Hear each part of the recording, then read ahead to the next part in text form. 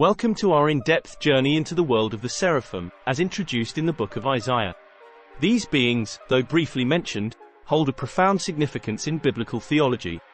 Today, we explore their mysterious presence, symbolism, and role in the heavenly court.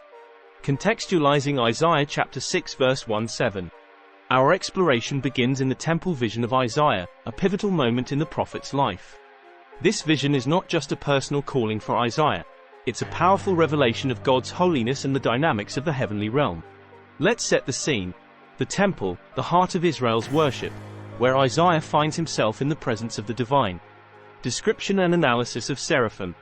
In this vision, Isaiah sees the Lord seated on a throne, high and exalted.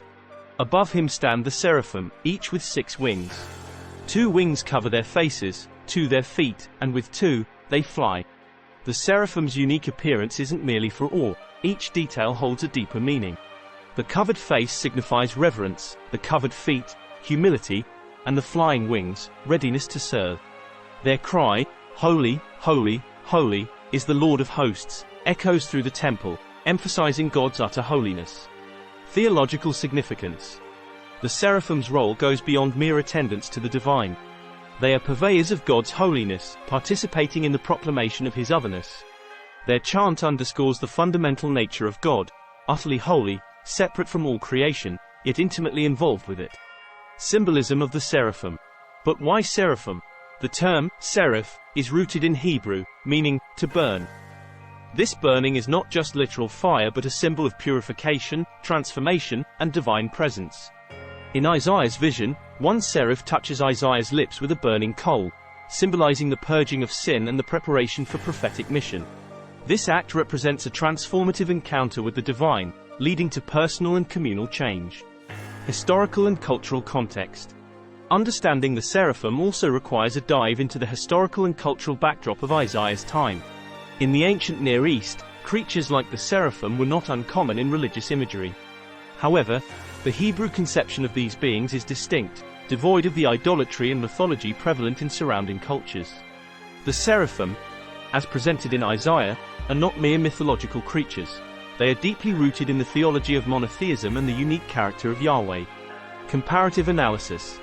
Comparing the Seraphim to other angelic beings in biblical texts reveals interesting distinctions.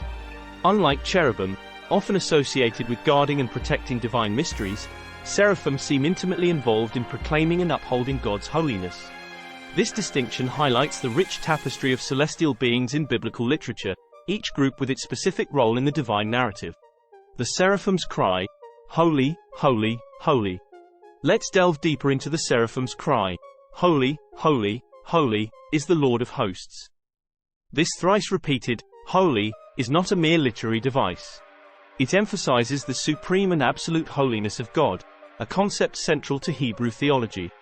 This proclamation sets the stage for the entire narrative of Isaiah, underscoring the prophet's message about God's holiness and the need for the people to reflect this holiness in their lives. The Seraphim's interaction with Isaiah. The interaction between the seraph and Isaiah is profound. When a seraph touches Isaiah's lips with a burning coal from the altar, it signifies purification and anointing. This moment is crucial. It's not just about Isaiah's personal cleansing, but it also symbolizes Israel's need for purification.